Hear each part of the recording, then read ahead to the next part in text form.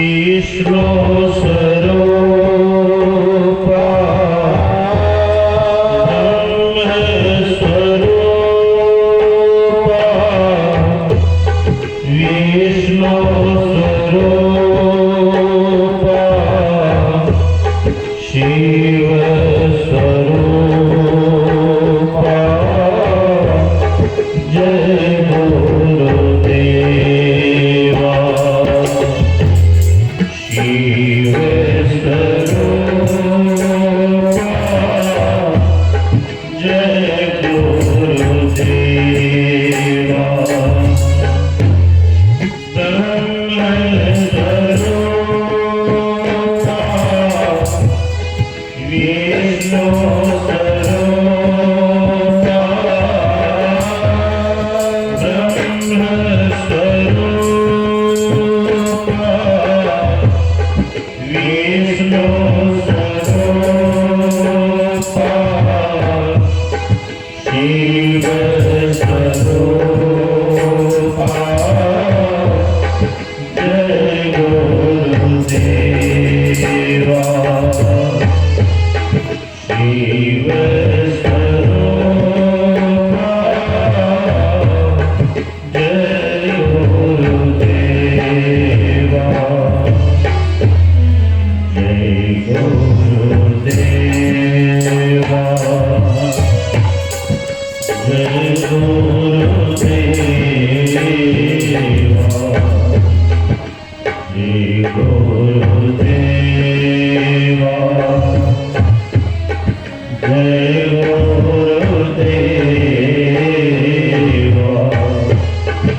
जय गुरुदेवा जय गुरुदेवा जय गुरुदेवा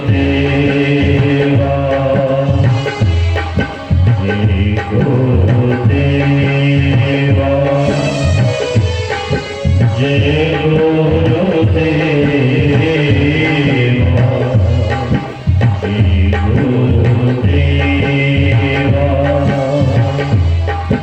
जय गुरुदेवा जय गुरुदेवा जय गुरुदेवा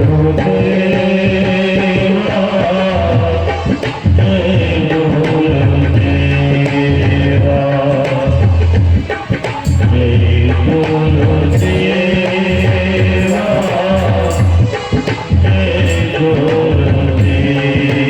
गुरुदेवा जय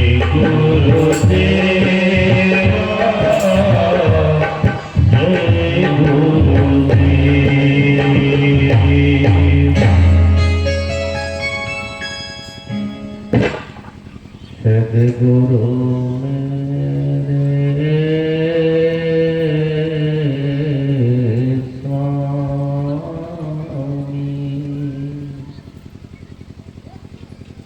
सद्गुरु मेरे स्वामी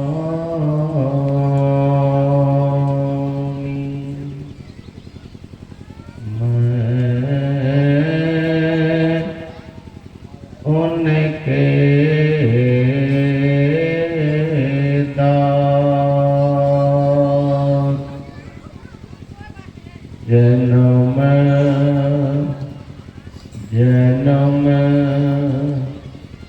मोहे दीजियो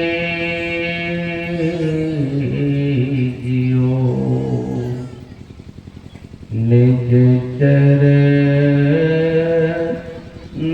में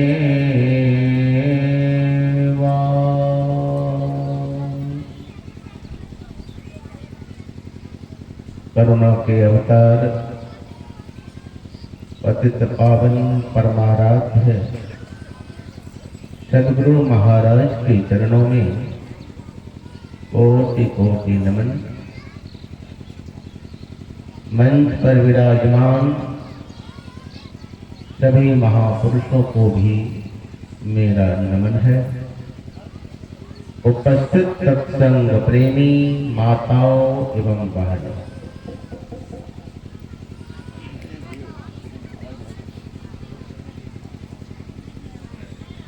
सत्संग योग में गुरु महाराज स्वामी शुद्धानंद जी महाराज की एक वाणी को लिया है। उसमें आया है कि हमारा भारतवर्ष, यह जो पवित्र भारतवर्ष है, यह भी शून्य प्रतीत होने लगेगा। कब?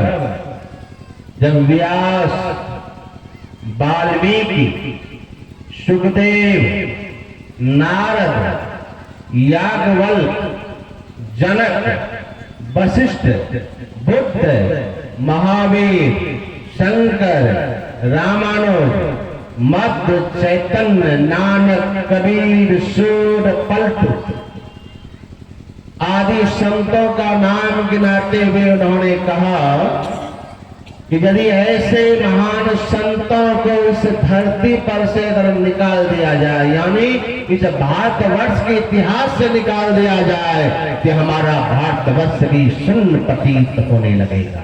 बोले गुरुदेव भगवान की। ये भारत भूमि संतों की भूमि है, संतों की भूमि है। इसीलिए आप देखते होंगे अपने ही देश के बगल में नेपाल देश है, वहां के लोग अपने देश के साथ नेपाल माता की जय नहीं कहते हैं। अपने ही इसी विश्व में अमेरिका सबसे धनी देश है, फिर भी वहां के नागरिक अपने देश के साथ अमेरिका माता की नहीं बोलते हैं। इसी विश्व में चीन जनसंख्या में सबसे ज्यादा है, फिर भी वहां के नागरिक चीन माता की जय नहीं बोलते हैं। जापान के नागरिक जापान माता की जय नहीं बोलते हैं। जितने भी विश्व में देश हैं, कोई देशवासी अपने देश के साथ माता शब्द को संबोधित नहीं किया। क्यों? यह गौरव भारतवर्ष को ही प्राप्त है। क्यों प्राप्त है? इसीलिए इस भारत की माता में ही वह शक्ति है, भारत की नारी में भी वह शक्ति है जो संत जैसे सपूत को जन्म देती है। यह भारत की नारी में यह शक्ति है कि संत जैसे सपूत को जन्म देने वाली वह नारी है तो भारत की नारी है। इसलिए हमारे पलटू साहब की वाणी में धन जननी जिन जाया, सुन सुत संत सखीरी, दिन धन जननी जिन जाया। धन है वह जननी। कौन जननी? जो पुत्र को जन्म देते हैं, दुराचारी पुत्र को जन्म देती है। नहीं, वह जननी धन्य है, वह माता धन्य है जिन्होंने संत पुत्र को अपने गोद में खिलाया है। श्री सद्गुरु महाराज की। इसीलिए हम लोग बराबर गाया करते हैं, माता जनकवती के गोद में खेला ऐसा लाल। हमारे गुरु महाराज की माता का नाम था जनकवती। हम लोग गाते हैं कि माता जनकवती के गोद में खेला ऐसा लाल, जिनके अमृतवाणी सुनकर दुनिया हुई निहाल। आज गुरुदेव नहीं होते, आज हमारे सदगुरु महाराज धरती पर नहीं आते, तो आज हम लोग यहाँ एक जगह बैठे नजर नहीं आते, ना जाने कौन कहाँ होते। इसलिए एक संत हुए पथिकदास जी महाराज, जिनकी समाधि हरिद्वार में है। मैं जब पूज्य बाबा महर्षि साई स्वामी जी महाराज के साथ जाया करता था, हमारे पूज्य बाबा जरूर समाधि का दर्शन करने जाते थे संत पथिकदास जी महाराज। बहुत विरक्त संत हुए। उनकी वाणी में है, यदि आज गुरुजनों का अवतार न होता, यदि ये संत गुरुजन अवतार नहीं लेते इस धरती पर, तो यदि आज गुरुजनों का अवतार न होता, सत धर्म धरा धाम का विस्तार न होता, सत ज्ञान का प्रकाश भी मिलता कहीं नहीं, सत ज्ञान का प्रकाश भी मिलता कहीं नहीं। यदि वे न उतरते तो हम जीवों का उद्धार नहीं हो। धन्य है वे संत महापुरुष जो इस धरती पर आकर के हम जीवों का उद्धार करते हैं। कभी सुन रहे थे ऐसे संतों के बारे में कि वे ही संत धरती पर के देवता है। ये हमारे गोस्वामी तुलसीदास जी महाराज की वाणी के पाठ में आप लोग सुन रहे थे। इस धरती पर के अगर देवता कोई है तो वह है संत। इस संत बनते कैसे हैं भाई? इस संत बना कैसे जाता है? वेश बदल लेने से संत नहीं होता, बाल दाढ़ी बढ़ा लेने से संत नहीं होता, भस्म रमाने से संत नहीं होता। तो संत होते कैसे हैं? संत बनते कैसे हैं लोग? तो हमारे यहाँ उपनिषद का एक मंत्र जो महोपनिषद में आया है, वे लिखते हैं ऋषि, विद्यते हृदय ग्रंथि सिद्ध्यन्ते सर्व संशया क्षीयन्ते चास कर्माणि तस्मिन् दृष्टे परावरे। अरे चार जड़ के शरीर अभी हम लोग देख रहे हैं, यह स्थूल शरीर है, इसके अंदर में सूक्ष्म शरीर है, इसके अंदर में कारण शरीर है, इसके अंदर में महाकारण शरीर है। ये चार जड़ के शरीर हैं और एक चेतन का शरीर है।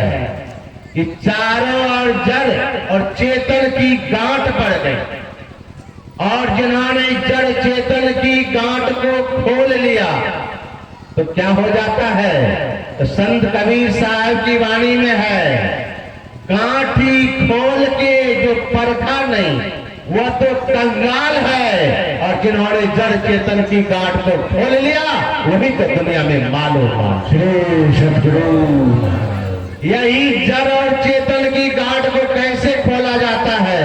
लंबा लंबा प्रवचन देने से, खूब भव्य वेश बना लेने से, खूब दुनिया को मोह लेने से नहीं। कि जड़ चेतन की गांठ तब खुलेगी जो संतों से विधि को जान करके मानस जाप, मानस ध्यान, दृष्टि साधन और सहयोग की साधना जो करेगा वही इस जड़ और चेतन की गांठ को खोल सकता है। श्री सद्गुरु सब नहीं, प्रवचन देने से गांठ नहीं खुलेगा से। इसीलिए सब संतों का यह मत है। बहुत लोग ऐसा भी आजकल प्रवचन देते हैं कि संत मत वाले कहते हैं कि सब संतों का एक मत है। कैसे एक मत है? संत मत कहता कि एक मत है, नहीं एक मत नहीं है, बहुमत है। ये बोलने वाले इसका मतलब है कि संत की परिभाषा को नहीं जानते। अगर ऐसा कोई कहता है कि सब संतों का अलग अलग मत है तो इसका मतलब है वह संतों की परिभाषा नहीं जानते। अरे संत जो हो गए उनका एक मत होगा, और जो असंत है उसका बहुत मत होगा। संतों का बहुत मत नहीं होता। हमारे संत कबीर साहब की वाणी में है, जे पहुंचे ते कहीं गए। मैं संत कबीर साहब का ही प्रमाण दे रहा हूं। संत कबीर साहब की वाणी में है, किनकी बात एक होती है, सर्वसाधारण जो वेशभूषा बना लिए सिर्फ और संतों का बाना बना के घूम रहे उनकी बात एक होगी नहीं। तो संत कबीर साहब कहते हैं संतों का वेश रहे उससे कोई फर्क नहीं पड़ता है। लेकिन जो पहुंच गए हैं, कहां पहुंच गए? अमेरिका, चीन, जापान, विश्व के कोने कोने में घूम करके जो कोना कोना घूम गया, नहीं नहीं, पहुंचा कहां है? अरे जो परम पद में पहुंच जाते हैं, जो जड़ और चेतन की गांठ को खोला ध्यान के द्वारा, साधना के द्वारा, वे पहुंच जाते हैं कहां? ब्रह्म में, परमात्मा में जाकर एक में एक हो जाते हैं। और जब परमात्मा में हम जाके पहुंच जाते हैं, जो गया, प्रातः काल मैंने भी कहा था कि जो गया साहब को खोजने, आपे गया है राय जी, जिन्होंने इस परमात्मा रूपी साहब को खोज लिया, पा लिया, वे पहुंच गए कहां? परमात्मा के पास। जो पहुंचे हैं, जो पहुंचे नहीं है, अभी आधे रास्ते में अटके हुए हैं। संत का वेश बनाए, हम सदग्रंथ को अध्ययन किए, प्रवचन दे रहे हैं, लोगों को मोहित कर रहे हैं, लेकिन अभी पहुंचे नहीं है। रास्ता आरंभ किया है, चलना आरंभ किया है, पहुंचा नहीं है, आधे रास्ते में अटके हुए हैं। उसका मत एक नहीं होगा। एक मत किसका होगा? जो पहुंचे हुए संत हैं, और जो पहुंचे से कहीं गए। संत कबीर साहब कहते हैं, जो पहुंच गए वे कह गए क्या? जे पहुंचे थे कहीं गए, तिनकी एक बात। अब कबीर साहब कहते हैं, जो पहुंच गए उनकी एक ही बात होगी, अलग नहीं। वे कहेंगे कि परमात्मा सब जगह है। कबीर साहब भी कहते हैं कि परमात्मा सब जगह है। तो बाबा नानक भी कहते हैं परमात्मा सब जगह है। क्यों? जो परमात्मा को पा लिया वो कह नहीं सकता कि परमात्मा एक जगह है, एक जगह नहीं है। जो पहुंचे सो परमात्मा के पास, सबकी एक बात होगी। क्या? सबे सयाने एक मत। अब कबीर साहब की वाणी में है कि सबका एक मत है, और हम लोग कहते नहीं एक मत नहीं है, बहुत मत है। तो कैसे चलेगा पार्वत? या कबीर साहब कहते सबे सयाने एक मत। जो पहुंच गए परमात्मा के धाम में, जो पहुंच गए उस ब्रह्म में जाकर के समा गए, वो सबका एक मत है। और तिनकी एक जात। वहां पहुंचने वाले का कोई जात पात नहीं रहता है, सबकी एक ही जात होती है और सबकी एक ही बात होती है। वही है संत मत। श्री सद्गुरु उसी को संत मत कहते हैं। संत मत हमारा कोई संप्रदाय मजहब नहीं है। ऐसा कोई नहीं सोचेंगे कि मैं ही मत चला हुआ है। हमारे गुरु महाराज अपने नाम से मत नहीं चलाया। हमारे गुरु महाराज ने कहा यह संत मत, नया मत भी नहीं है। ऐसा कोई नहीं सोचेंगे कि संत मत कोई आज लगभग जब से मेही बाबा आए तब से है, ऐसी बात नहीं है। रामायण को पढ़ने वाले जानते हैं, वो स्वामी तुलसीदास जी महाराज ने संत मत की चर्चा रामायण में किया है। क्या कह रहे हैं? यहाँ न पक्षपात कछु राखो, वेद पुराण संत मत सब भाखो। गोस्वामी जी कहते हैं मैं पक्षा पक्षी की बात को छोड़ करके कहता हूं, मैं संत मत की बात कहता हूं। तुलसीदास जी महाराज कहते हैं कि मैं संत मत की बात कहता हूं, या तुलसीदास जी महाराज भी संत मत की बात को लेते हैं। और आजकल के प्रचारक कहते हैं संत मत तो नया मत। अरे ये संत मत का अर्थ पहले समझ तो लीजिए। जो पहुंच गए सो वे हैं संत, जो जड़ चेतन की गांठ को खोल लिया वे हैं संत, जिनके आवागमन का चक्र का नाश हो गया वे हैं संत, और जिन्हें माँ के गर्भ में आना नहीं पड़ता है वे हैं संत, जिसे जन्मना नहीं पड़ता है बारंबार वे हैं संत, और जिसके दुखों का अंत हो गया वे ही जीवन में बन जाते हैं संत। वे हैं संत, वे हैं संत। और उनका मत, मत में क्या होता? मत में होता विचार। संत मत ऐसे संत जो है उनका विचार सुनाया जाता है। इसीलिए हमारे यहाँ गुरु महाराज ने कहा कि सब संतन की बड़ी बड़ी। बहुत लोग कहते हैं संत मत वाले तो हमारे गुरु महाराज का नाम संतवाणी बोलते हैं, दूसरा संप्रदाय वाले बोलते हैं कि संत मत के बाबागी तो हमारे कबीर साहब का ही वाणी बोलते हैं तब प्रवचन होता है। तुलसीदास जी महाराज वाले को मानने वाले कहते हैं ये तो हमारे गोस्वामी जी की वाणी को रामायण पढ़ने वाले कहते हैं हमारे। क्यों नहीं बोलेंगे भाई? अरे ये तो संत मत है, यहाँ तो किसी का ऊंचा नीचा भेदभाव नहीं, यहाँ तो एक मत बताया जाता है। अगर आपको अगर कल्याण पाना है, जीवन का उद्धार करना है, जो बात संत कबीर साहब ने कहा, जो बात तुलसीदास जी महाराज ने कहा, जो बात सूरदास जी महाराज ने कहा, वही बात कि हमारे शामक गुरु महाराज भी हुए। इसलिए गुरु महाराज संत मत के प्रेमी। इसलिए गुरु महाराज सभी संतों का आदर करते हैं और इसलिए सब संतों की वाणी को संग्रह करके गुरु महाराज ने सत्संग योग नाम का पुस्तक दिया। भ्रमित नहीं हो, अगर आपको पढ़ना है कि सभी संतों का एक मत है या नहीं, तब सत्संग योग पुस्तक को पढ़ लीजिए। गुरु महाराज ने सभी संतों के विचार को रखा है कि जो बात कबीर साहब कह रहे हैं वही नानक बाबा कह रहे हैं, वही सूरदास जी महाराज कह रहे हैं, वही पलटूदास जी महाराज कह रहे हैं, वही गरीबदास जी महाराज कह रहे हैं, कोई अंतर नहीं। आप उस सत्संग योग का अध्ययन तो कर लीजिए, पता चल जाएगा कि सभी संतों का एक मत है कि नहीं। यहाँ तो थोड़ा सा अभी फिर संतों को पहचानेगा कौन? थोड़ा सा हम लोग प्रवचन करने जान गए तो चले संतों पर उंगली उठाने। अरे संत मत वाले कहते हैं कि एक मत, कहां से एक बताओ का? अरे एक मत है, सभी संतों का एक मत है। हमारे गुरु महाराज ने क्या कहा? कब पता चलेगा एक मत है?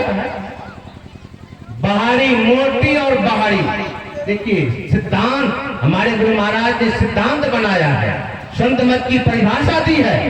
संत मत की परिभाषा में गुरु महाराज ने क्या कहा? बाहरी मोटी और बाहरी। मोटी बातों को हटाना पड़ेगा, बाहरी भावों को हटाना पड़ेगा, पंथाई भावों को हटाना पड़ेगा। मोटी बाहरी और पंथाई भावों को हटाकर विचारा अगर जाए तो तब सभी संतों का एक मत मिलेगा।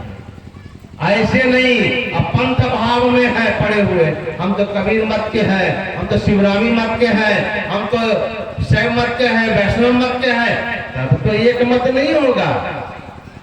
बाहरी मोटी पंथाई भावों को हटाकर विचारना होगा तो आपको पता चल जाएगा कि सभी संतों का एक ही मत है।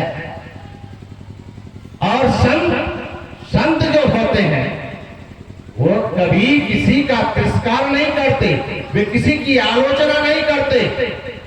अपने देश में संत साहित्य को पढ़ के देख लीजिए, कबीर साहब के साथ कितना जुल्म उठाया गया, महर्षि दयानंद के साथ कितना जुल्म उठाया गया, ईसा मसीह के साथ कितना जुल्म हुआ, शुक्रार के साथ कितना जुल्म हुआ, मंसूर के साथ कितना जुल्म हुआ, बंदा बैरागी के साथ कितना जुल्म हुआ, भगवान बुद्ध के साथ कितना जुल्म हुआ, लेकिन किसी ने प्रतिक्रिया व्यक्त नहीं की और सब जुल्म को सहते रह गए और परमात्मा का भजन में लीन रहे। ऐसे महापुरुष की आज गाथा हर तरफ में ऐसे नहीं कि थोड़ी थोड़ी बात में उछल जाए। संत जो होते हैं वो सहना जानते हैं। देखिए संतों का स्वभाव कैसा होता है। एक संत थे माधव दास जगन्नाथपुरी में रहते। माधव दास जगन्नाथपुरी में रहते थे और भिक्षा मांग के खाते थे। सबके यहां जाते थे भिक्षा मांगने के लिए, सब कोई भिक्षा देते थे, लेकिन एक माई कभी भिक्षा नहीं देती। क्या देती? जब भी उसके दरबार में जाते संत माधवदास, मां भिक्षा दो भिक्षा दो भिक्षा दो, तो भिक्षा नहीं देते। क्या देते? गाली देते, गाली। बाबा जी है, ढोंगी है, पाखंडी है, क्या क्या नहीं था। लेकिन माधव दास कभी दरवाजा को नहीं छोड़ा। ध्यान दीजिएगा, संत माधव दास जाते थे भिक्षा मांगने के लिए, लेकिन उसको माई सब तो भिक्षा देती थी, एक माई सिर्फ गाली से ही बात करती। कभी कभी पड़ोस वाले माई पूछ देती, जो सुनती थी, इनके यहाँ ये बाबा जाते हैं, इनको तो गाली से ही बात करते, फिर भी ये बाबा की तो उसका दरवाजा छोड़ते नहीं। कहा बाबा सबको तो सब कुछ देता है आपको, लेकिन वह माई के यहाँ तो आपको कुछ मिलता नहीं है, सिर्फ गालियां देती है, कुछ तो देती नहीं, फिर उसके यहाँ क्यों जाते हैं आप? तो माधव दास ने कहा माई, वह माई तो वह देती है जो तुम लोग कोई नहीं देती। क्या देती है? कहा तुम लोग भात देते हो, रोटी देते हो, चावल देते हो, अनाज देते हो, वस्त्र देते हो, लेकिन वह माई एक ऐसा चीज देती है जो तुम लोगों में से कोई नहीं देते हो। क्या देते हैं? कहा वो तो गाली देती है। अब गाली भी वो भिक्षा ले रहे हैं, बताइए, गाली दे रहे हैं, लेकिन मन में कोई रोष नहीं, कोई प्रतिशोध नहीं, कोई आवेश नहीं, गाली दे रहे हैं, फिर भी संत उसके दरवाजे में जा रहे हैं, संत जा रहे हैं। कहा वह माई तो वह देती है जो तुम लोग नहीं देती।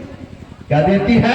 कहा वह तो गाली देती है, तुम लोग तो कोई गाली देते हो नहीं, इसीलिए मैं उसके पास जाता हूं। अरे यह माई तो सबसे अनोखा चीज देती है, गाली देती है। अब देखिए, लेकिन हुआ क्या? एक दिन संत माधव दास सुबह सुबह पहुंच गए उस माई के यहाँ। माँ भिक्षा दो, माँ भिक्षा दो, माँ भिक्षा दो। वो माई बहुत क्रोध में थी, चौका लगा रही थी वो पोतना से। देखा आज फिर बाबा जी सुबह सुबह पहुंच गया। प्रतिदिन इसको मैं गाली देती हूँ, फिर भी यह प्रतिदिन आ जाता है। तो वह पोतना से जो चौका लगा रही थी, वही कीचड़ से लदा हुआ वह पोतना उठा के जोर से क्रोध में फेंक दिया, और वह पोतना कीचड़ से सड़ा हुआ वह पोतना जाके माधव दास के सीने में जाके चिपक गया। और दोनों हाथ से पकड़ लिया, जैसे सीने में चिपका, दोनों हाथ से पकड़ ले। आहा माई, इतना दिन से तो तुमने सिर्फ गाली ही दिया करती थी, आज तो कुछ दिया भी है, पोतना दिया। अच्छा क्यों मारी? अब बाबा जी को कोई मारे, कारण तो होगा, क्यों मारी? इसलिए वह माई बराबर सभी साधु संतों के पास अर्जी करती थी, हे बाबा हमारे घर में किसी चीज की कमी नहीं, लेकिन एक अभाव है, हमारे घर में एक पोता नहीं। दुनिया में तो अनेक तरह के लोगों की कामनाएं हैं, उस माई को पोता नहीं होता, तो पोता के लिए विरक्ति रोती रहती थी, पोता हो जाए, लेकिन पोता नहीं जन्म लेता था तो माई को लगता था ना बाबा में शक्ति है, ना कोई देवी देवता में शक्ति है, ना कोई भगवान में शक्ति है। ये तो दुनिया की रीत है। जब मन की मुरादें पूरी हो तो बाबा में बहुत शक्ति, गुरु बाबा में बहुत शक्ति, नहीं तो कहते गुरुओं महाराज में शक्ति नहीं, भगवानों में शक्ति नहीं है। अब थोड़ा सा बेटा का नौकरी क्या नहीं हुआ, चले गुरु महाराज से शक्ति ही उठ गया, विश्वास उठ गया, गुरु बाबा में शक्ति होता तो हमारा बेटा को नौकरी नहीं लगता। मेरी बेटी की शादी नहीं हो रही है, गुरु बाबा में शक्ति नहीं, इतना ध्यान भजन कर रहे हैं, लेकिन गुरु बाबा में शक्ति होती तो हमारी बेटी की शादी हो। बस गुरु क्या बनाए, चले बेटी की शादी कराने, बेटा का शादी कराने, मकान बनाने, धन क्या क्या करने लग जाते हैं गुरु महाराज के पास। शक्ति को तोड़ने लग गए, संसार की मुरादें पूरी नहीं हुई तो विश्वास उठ जाता।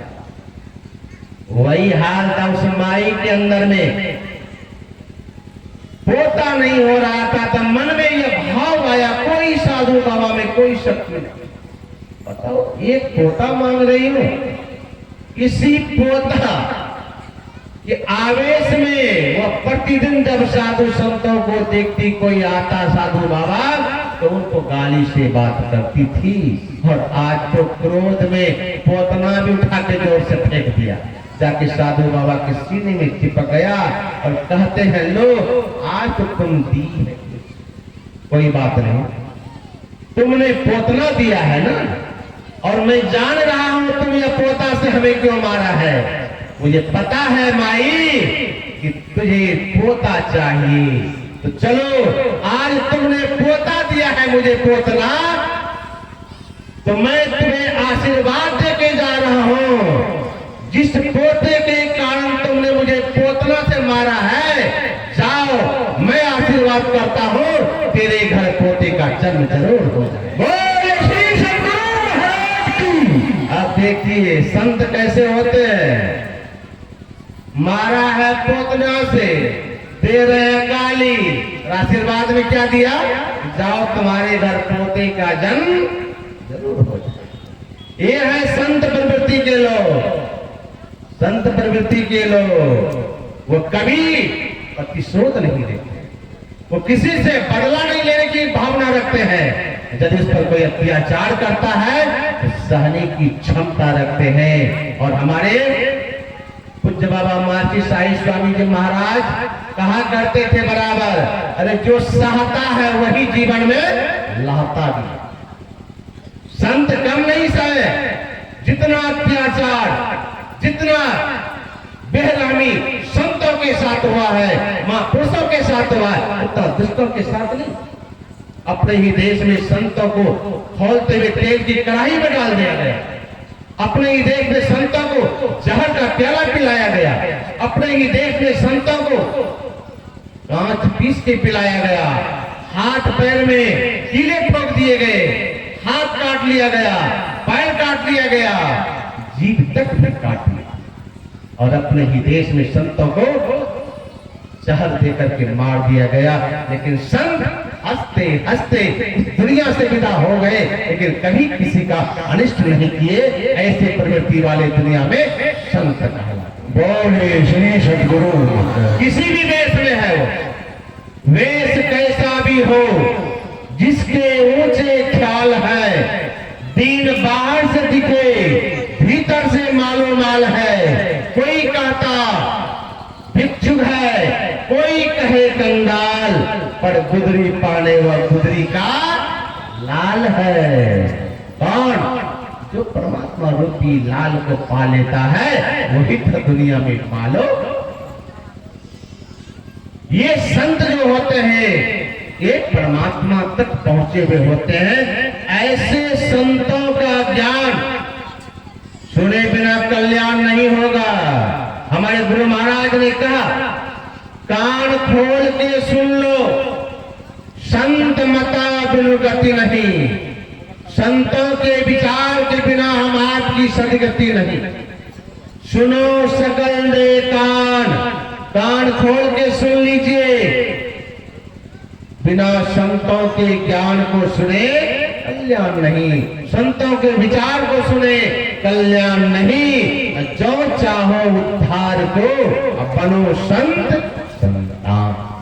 संतान कहते हैं शिष्य को, शिष्य को भी संतान कहते हैं। जिसको जन्म देते हैं वो तो संतान है ही, लेकिन शिष्य को भी संतान कहा जाता है।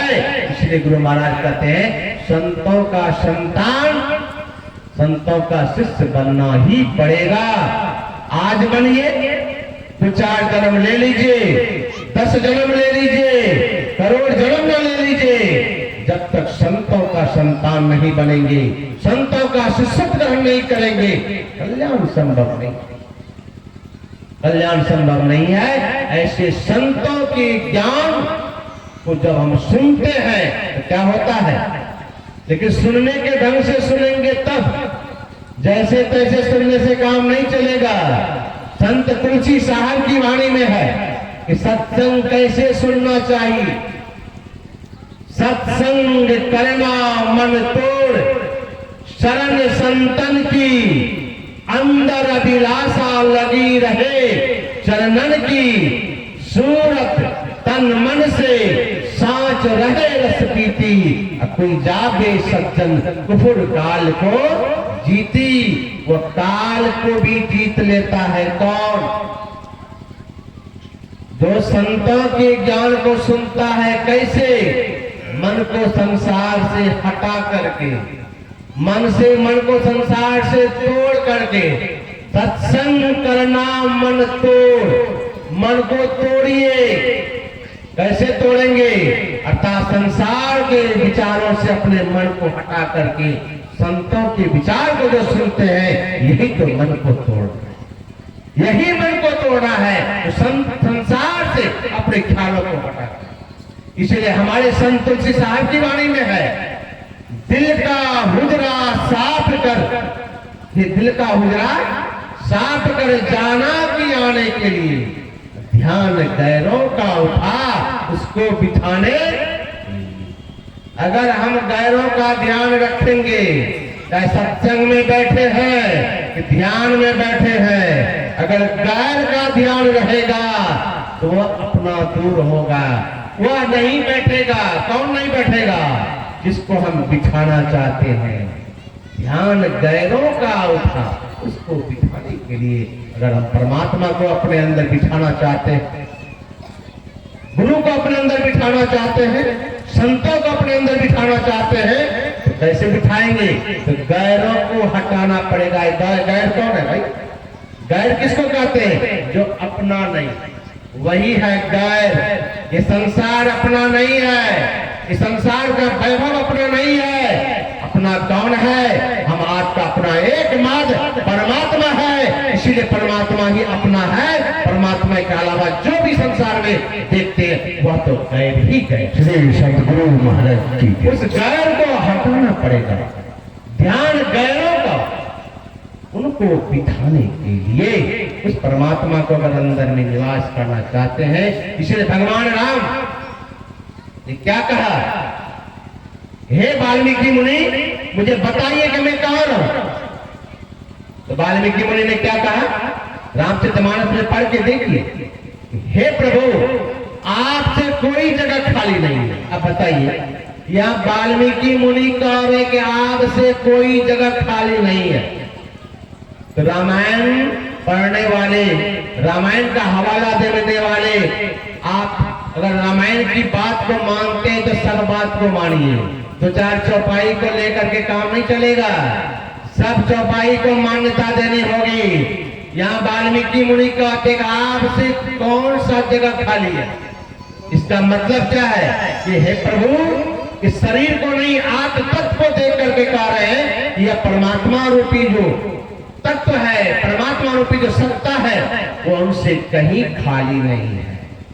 वो कण कण में है, वो सब जगह है। फिर भी आप निवास करना चाहते हैं। आप हमसे पूछते हैं कि मैं कहां निवास करूं। हे प्रभु सुन लीजिए, जिनके श्रवण समुद्र समाना, जिनका कान समुद्र के समान है। समुद्र का समान अर्थात समुद्र में कितना भी नदी का जल जाके समा जाए, समुद्र कभी भरता नहीं है। उसी तरह से जिन भक्तों का कान समुद्र के समान है, कथा रूपी नदियां कितना भी वह सुने भर चला जाए। कथा सुन रहे हैं, सत्संग सुन रहे हैं, परमात्मा की चर्चा सुन रहे हैं, मन घाटा नहीं है, मन भरता नहीं है। ऐसा नहीं, सत्संग हो रहा है, बार बार मोबाइल घड़ी उठा के देखेंगे। बाबा तो प्रवचन तो किए थे 5:30 बजे समाप्त कर दे, 25 बार घड़ी देख रहे हैं। कब घंटी बजेगी, कब 5:30 बजेगा, उठ के जाना है। ऐसे के अंदर में भगवान वास नहीं करते हैं। वाल्मीकि मुनि ने क्या कहा? जिनका कान समुद्र के समान है, आपकी कथा रूपी चर्चा सुनते सुनते सुनते मन भरता नहीं, मन अघाता नहीं, और सुने और सुने और सुने। ऐसी भावना जिस भक्त का है, ऐसा कान जिस भक्त का है, हे प्रभु ऐसे भक्तों का हृदय आपके लिए सुंदर भवन है। इसलिए ऐसे भक्तों के हृदय में जाके आप निवास करें। सतगुरु महाराज। ऐसे भक्तों के हृदय में जाके वास कीजिए। इसीलिए ध्यान से सुनिए, गोस्वामी जी की वाणी को सुन रहे थे। सुनी सम जही जन मुदित मन, मज्जही अति अनुराग, लाई चार फला छठ तनु, साधु समाजु प्रयाग। साधु समाज प्रयाग की महिमा है। जो आनंद मन से सुनता है, समझता है और अपने जीवन में उतारता है, तो हमारे गोस्वामी जी कहते हैं मरने के बाद नहीं, शरीर रहते 4 फल की प्राप्ति होगी। कौन कौन? अर्थ, धर्म, काम और मोक्ष की प्राप्ति होगी यदि हम मनोयोग पूर्वक सत्संग सुनते हैं। इसीलिए जिसको जीवन में संतों का संग या सत्संग मिल गया, उसी का जीवन तो आनंद से भर गया, उसी का जीवन आनंद से भर गया। जिन्होंने सत्संग नहीं सुना, उसका जीवन आनंद से नहीं भरा। इसीलिए गुरु महाराज कहा करते थे प्रतिदिन सत्संग करना, ये सत्संग मित्र। जिसको जीवन में क्या मिलता है? मिला सत्संग है, जिसको जीवन में मिला सत्संग है, उसको हर घड़ी आनंद ही आनंद है। जिसको जीवन में मिला सत्संग है, जिसको जीवन में मिला सत्संग है। सभी को गाइए, दोनों हाथ से ताली बजाते हुए प्रेम के साथ। एक भी हाथ देखने में बंद नहीं रहना चाहिए। जिसको जीवन में मिला सत्संग है, जिसको जीवन में मिला सत्संग है, उसको हर घड़ी आनंद ही आनंद है, उसको हर घड़ी आनंद ही आनंद है।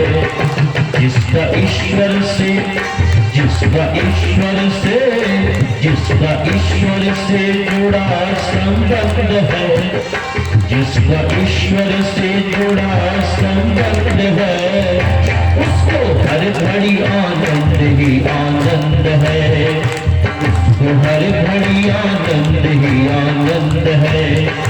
जिसको जीवन में मिला सत्संग है, जिसको जीवन में मिला सत्संग है, उसको हर घड़ी आनंद ही आनंद है, उसको हर घड़ी आनंद ही आनंद है।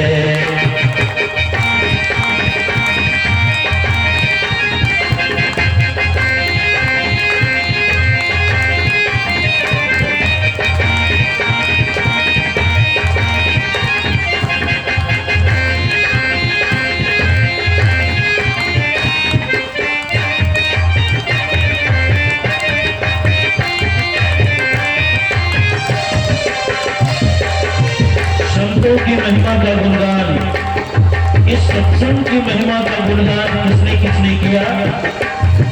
33 करोड़ देवी देवता से लेकर ब्रह्मा विष्णु महेश तक ने भी संतों की महिमा का गुणगान किया है, सत्संग की महिमा का गुणगान किया है। इसीलिए कहा तुलसी मीरा कबीरा ने गाया, सूरदास ने दर्शन पाया।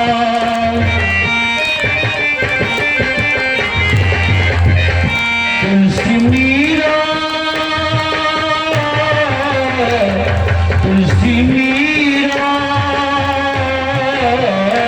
तुलसी मीरा कबीरा ने गाया, सूरदास ने दर्शन पाया, सूरदास ने दर्शन पाया। जिसके हृदय में, जिसके हृदय में, जिसके हृदय में राम नाम बंद है, जिसके हृदय में गुरु नाम बंद है, जिसके हृदय में हरि नाम बंद है, उसको हर घड़ी आनंद ही आनंद है, उसको हर घड़ी आनंद ही आनंद है।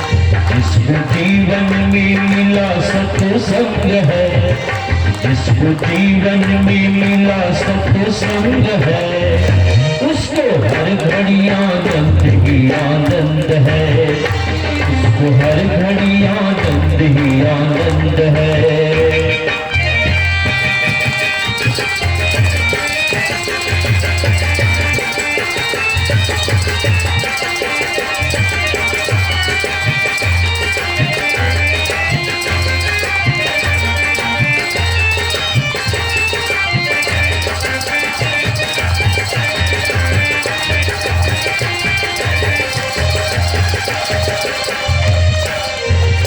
जिसका जीवन ये सत्संग में ढल गया, उसके पापों का पर्वत भी गल गया।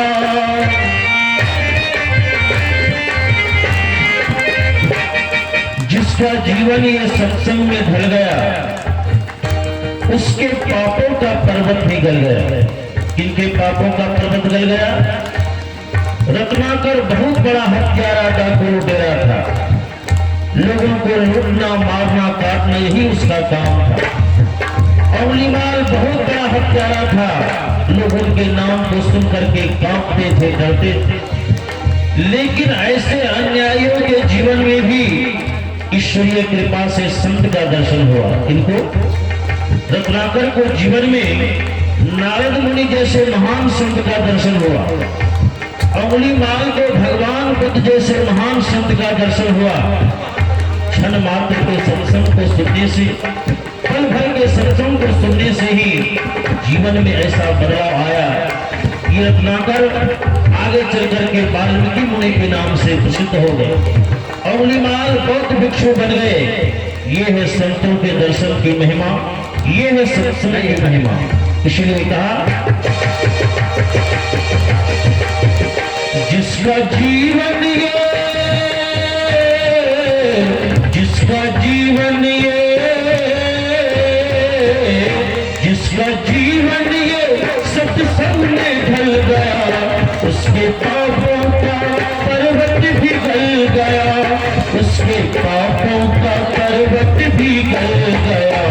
रोम रोमे में, रोम रोमे में, रोम रोमे में बसे गोविंद है, रोम रोमे में बसे भगवंत है, रोम रोमे में बसे साधु संत है, उसको हर घड़ी आनंद ही आनंद है, उसको हर घड़ी आनंद ही आनंद है।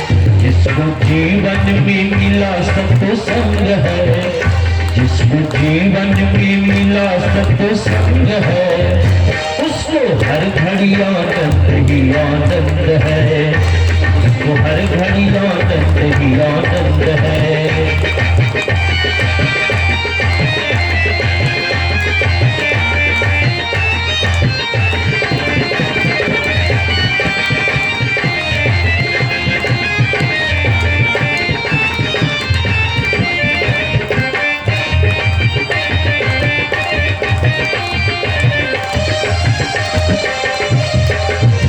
की आज्ञा का पालन करने से, उनके वाणी को दिलों में धारण करने से हम कितने बड़े दुख में जाने से बच जाते हैं। इस लाइन के माध्यम से लोग श्रवण करें। संत ऋषियों की वाणी को मानो, सत्य क्या है जगत का ये जानो, वो तथ्य क्या है? संत ऋषियों की, संत ऋषियों की, संत ऋषियों की वाणी को मानो, तथ्य क्या है जगत का ये जानो, तथ्य क्या है जगत का ये जानो। जिसका 84, जिसका 84, जिसका 84 कट गया खंड है, जिसका 84 कट गया खंड है, उसको हर घड़ी आनंद ही आनंद है, उसको हर घड़ी आनंद ही आनंद है। जिसको जीवन में मिला सत्संग है, जिसको जिसको जीवन में मिला सत्संग है, उसको हर घड़ी आनंद ही आनंद है, उसको हर घड़ी आनंद ही आनंद है।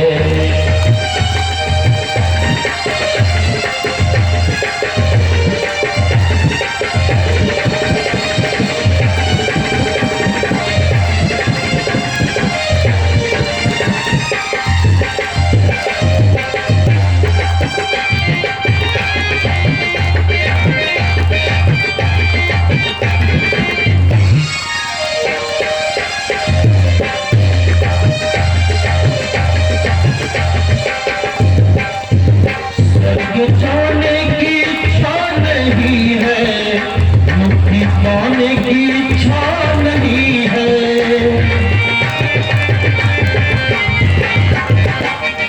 स्वर्ग जाने की इच्छा नहीं है, मुक्ति पाने की इच्छा नहीं है। ऐसी क्या बात इस सत्संग में है कि स्वर्ग भी जाने की इच्छा नहीं है और मुक्ति भी पाने की इच्छा नहीं है।